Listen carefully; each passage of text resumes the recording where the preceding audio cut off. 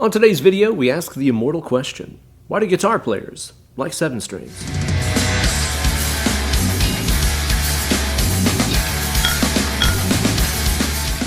Hey there kids, it's your good buddy Uncle Ben, and as many of you guys know, I have been a 7-string player for a very long time, going all the way back to my very first 7-string that I got way back in the early 2000s, which was a Schecter Diamond Series Gold Top.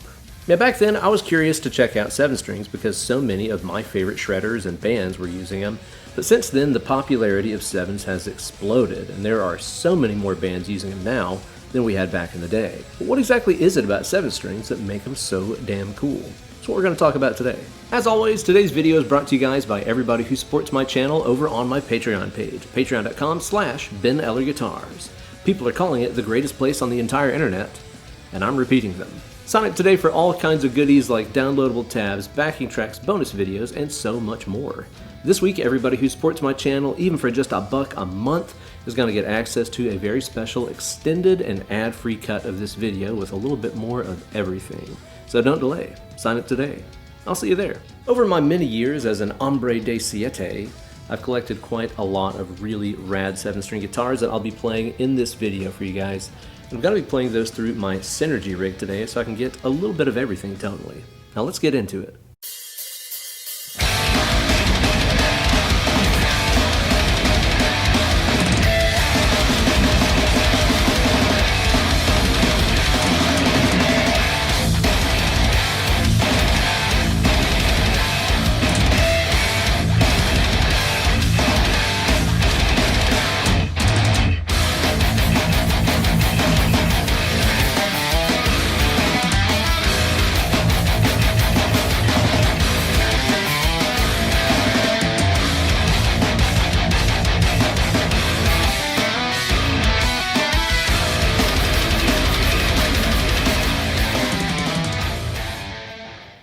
Many moons ago, I had a badass instrumental progressive metal band called Arc, and we all played 7-strings.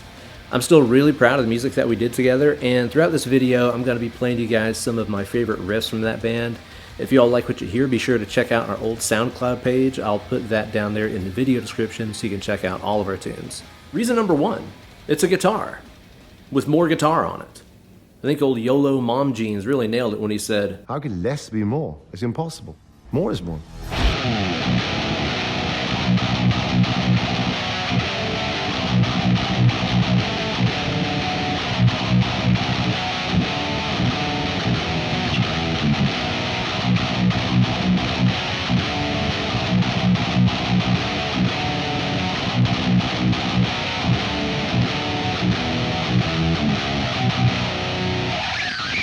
Typically, a 7-string is tuned just like a regular guitar, but with a low B string on the bottom.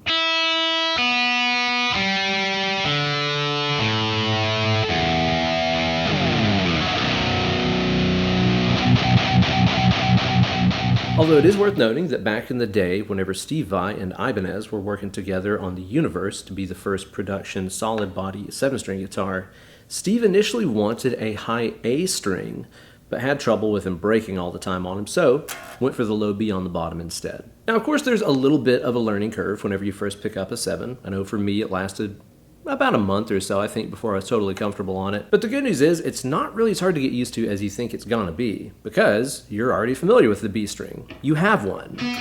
That guy right there, right? So if you know that string pretty well, you already know the low B. If you know that this is a C note, well then you know this is a C note. If you know this is a D note, well, now you have 2 of them. Just takes a little bit of getting used to. You'll get by it fast. I did, and I was homeschooled.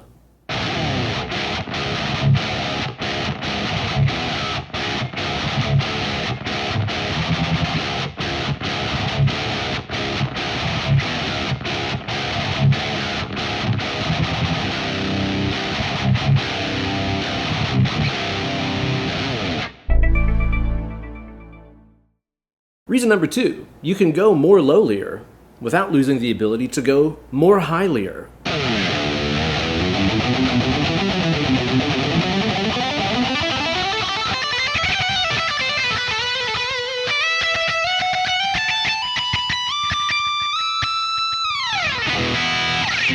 Ever since the days of Black Sabbath, guitar players have been tuning down more lowlier for access to those subterranean sounds, but at the expense of losing high notes when it's time to go meedly-meedly. And you gotta have your meedly-meedlies. But whenever you play a 7-string, you get all that additional low end like you get whenever you tune down, without sacrificing any of the high notes that you have in standard tuning. That means without switching guitars, you can play something that's tuned super low like Slipknot, and then immediately slip back into something in standard, like Say It Ain't So. That was a lot of S's.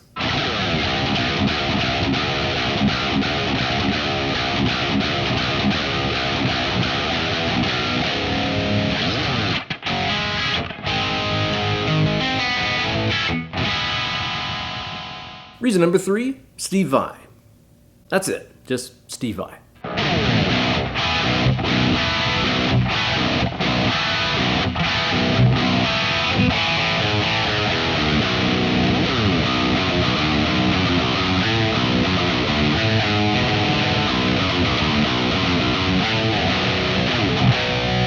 A lot of people act like the nu metal movement was the first thing that put 7-string guitars on the charts, but in reality, the very first chord on one of the most badass hair metal records ever, Slip of the Tongue by Whitesnake, starts off with a huge low B courtesy of Steve Vai and his brand new Ibanez Universe. Hell, even Reb Beach used a 7-string Universe a little bit back in the Winger days. Vai's landmark 1990 solo record Passion and Warfare showed the world at large what could happen when a 7-string guitar landed in the hands of a very capable and creative guitar player.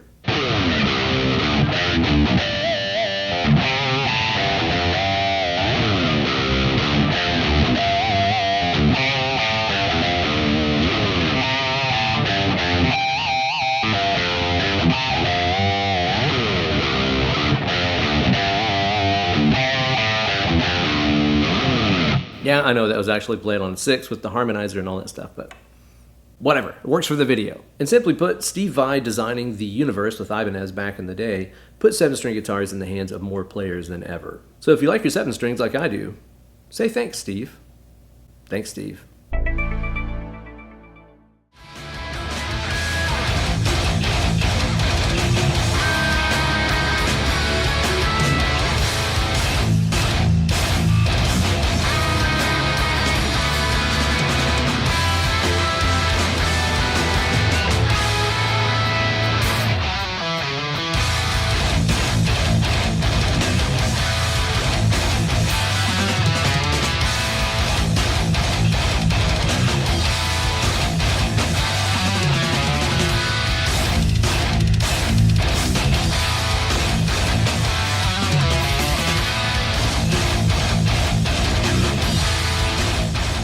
Reason number 4, expanding scales and chords. And it doesn't even really have to be hard, because if you're ever in doubt about what to do with Big Brother B, just ask Little Brother B.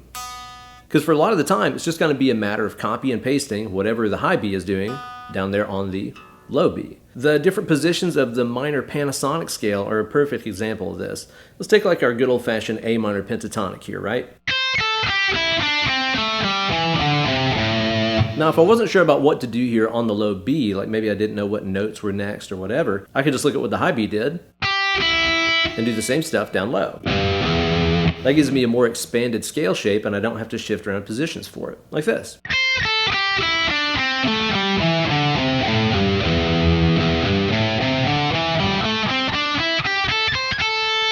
And the same goes for your chord shapes too. For example, you could take this big old D5 open position chord here and add in a big ass bass note to it just by looking at what the B is doing and putting it on the low B. Now we have a big old D bass note. That big D5 is the reason to buy a 7-string. Access to that D is really important. Kind of reminds you of somebody I know. Tell your mom I said hi. We could do the same thing with our C chord shape by adding in a low C note on the same fret that our high B string is on, down low.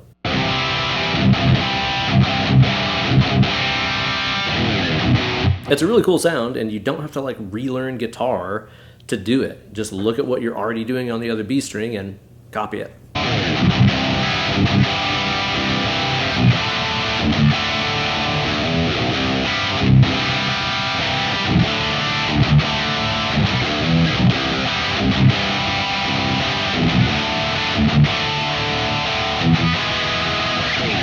Really cool sound. I use that all the time, and so do the... Number 5, the Jazz Boys.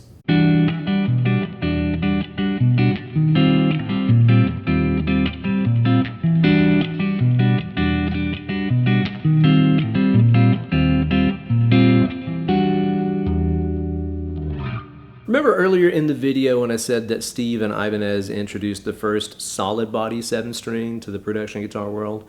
Well, that's a really important distinction to make because way back in the day, Gretsch had a George Van Eps signature 7-string that they made for the Jazz Boys and all their expensive chords. Back in the days when Jesus was riding dinosaurs, George Van Eps was using his 7-string guitar to add in really cool moving bass lines and extensions onto his chords.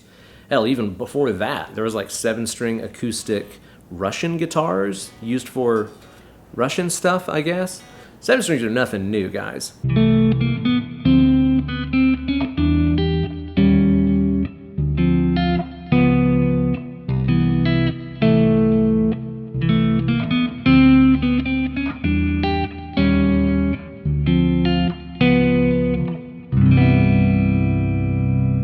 I'm no jazz boy myself, but if you want to hear some great 7-string jazzing, I recommend listening to George Van Eps, Bucky, and John Petrucci. Both those guys are insane. There's a lot of great dudes out there. Charlie Hunter, that's another amazing extended range player. Check them out, not me. Reason number 6, that's got to be nu metal, especially Korn. Korn really did jumpstart the entire 7-string guitar thing for a bigger audience than it had ever seen before. There's just no denying it.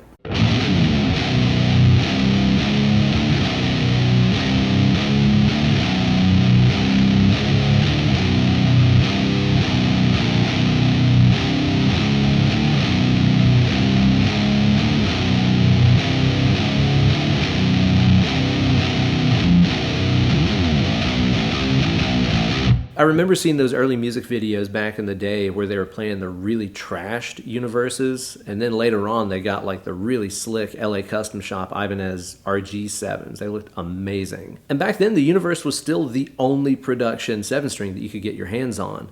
But because Korn made it so massively popular, Ibanez responded by creating the early RG7 line, which was kind of like a universe, but a lot more affordable. This one that I have in my mitts right now is a 1998 RG7 620, which has a lot of the same appointments as a universe. I did the swirl paint job on this one myself. But the early RG7 strings, as well as the AX series, I know were a lot of people my age's first 7-strings that they ever had. That was the only alternative back then.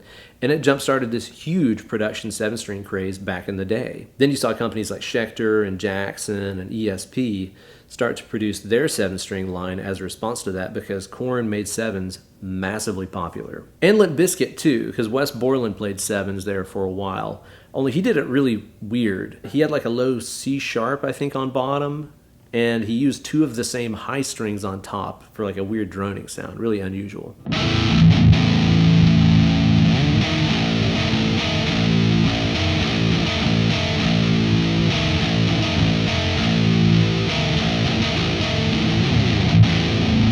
I'm going to say that was even a huge part of getting your average listener used to hearing guitars that were tuned down that low.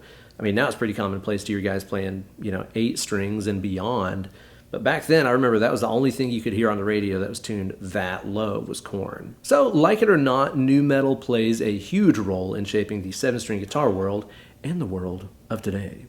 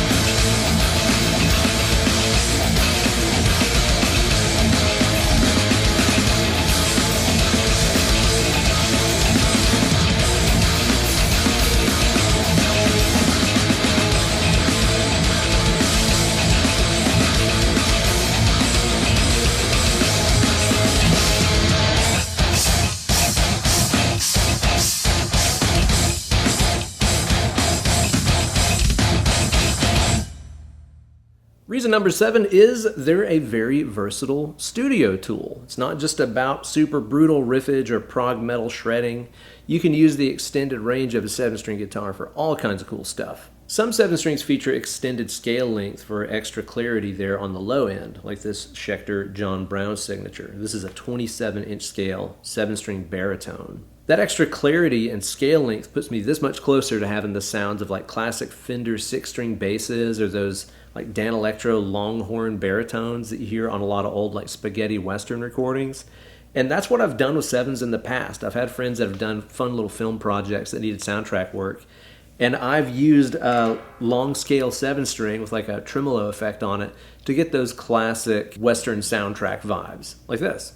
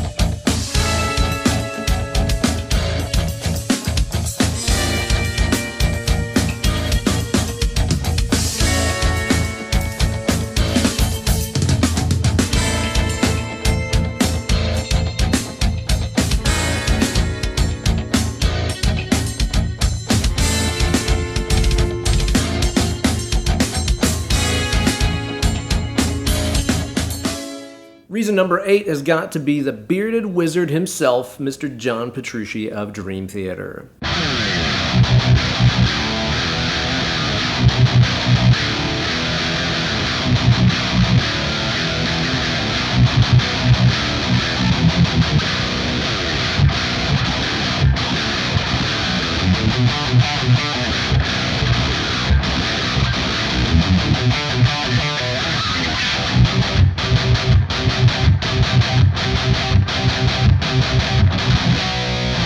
From his early days with Ibanez to his partnership with Ernie Ball Music Man, Petrucci has been a 7-string mainstay for like decades now.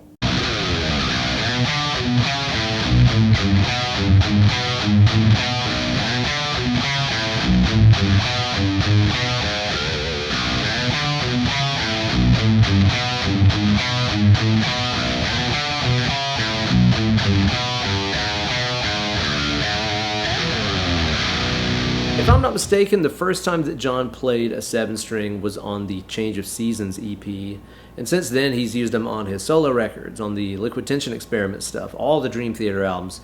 He has been a huge figure in the world of 7-strings, and he's no doubt inspired countless people to pick one up themselves. So thanks, John, you handsome, bearded, swole son of a bitch.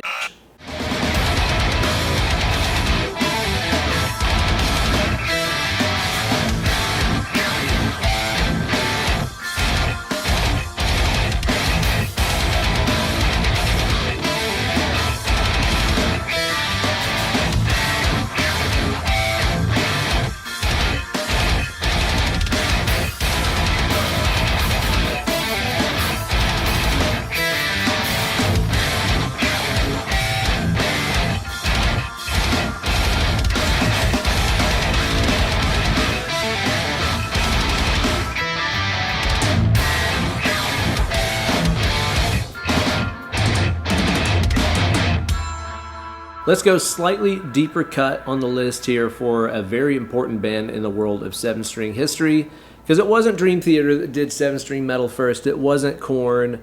Before all the others, there was good old Morbid Angel coming at you from Florida, bringing the sludge, bringing the slime, and bringing the 7s.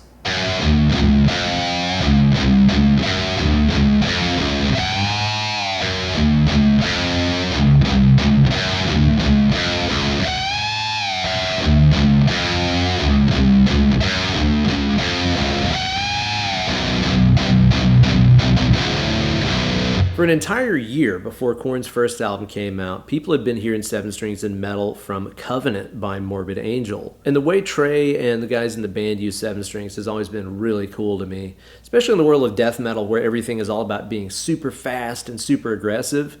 They use 7 strings for this really sludgy, low, flubby sound through those old Marshalls and stuff. It sounded so cool because you'd still have like the really technical fast stuff taking place down here on the top 6 strings, but then for like a breakdown or something they'd go down even lower to this like subterranean range where it just gets slimy and sludgy and just brutal. Totally underrated and underappreciated in the history of 7 strings. You got to give credit where credit is due. Morbid Angel was doing this stuff before so many other people.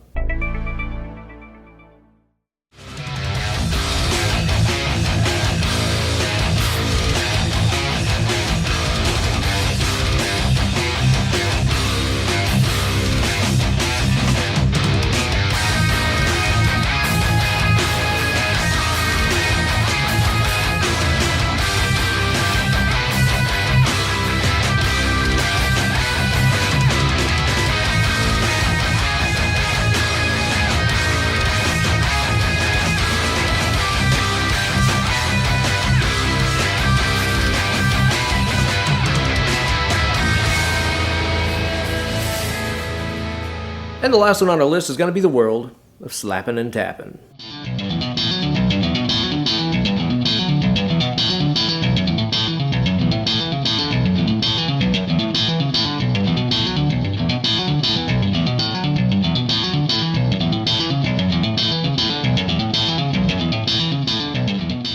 Okay, let's be clear about one thing. Adapting the slap and pop bass technique to guitar is nothing new. This existed before 7-string guitars.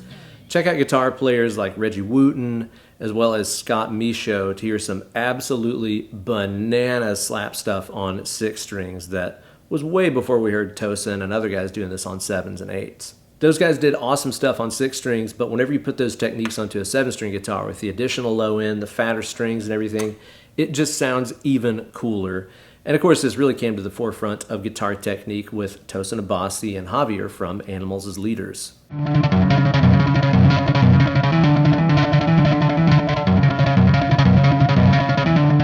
Tosin and Javier definitely took the slap thing to another level entirely with their use of extremely technical stuff, classical guitar techniques thrown in there, and of course whenever they started playing more 8 strings it got even more beastly. And now we got guys from all kinds of bands doing that style. Those hunks from Polyphia, tons of other bands are adapting these slap techniques on guitar, but most of us heard it for the first time on the good old 7-string. So there you go, hunks and foxes, a few of the reasons why we love 7-string guitars. But I'm sure I didn't mention your favorite player because there are so many great 7-stringers out there that have inspired me and you guys, like Dino from Fear Factory, the guys from Trivium, Jeff Loomis, Steph Carpenter from Deftones, that hunky boy Angel Vivaldi. Let me know your favorite 7-string player down there in the comments section. Thanks for watching the video. Be sure to hit that like button, subscribe to the channel, and ring the bell for notifications every time I upload a new slice of fried gold. And stay tuned for more hot stuff on my channel next week. Now get away from the computer. Let's go play some guitar. Less clicking, more picking.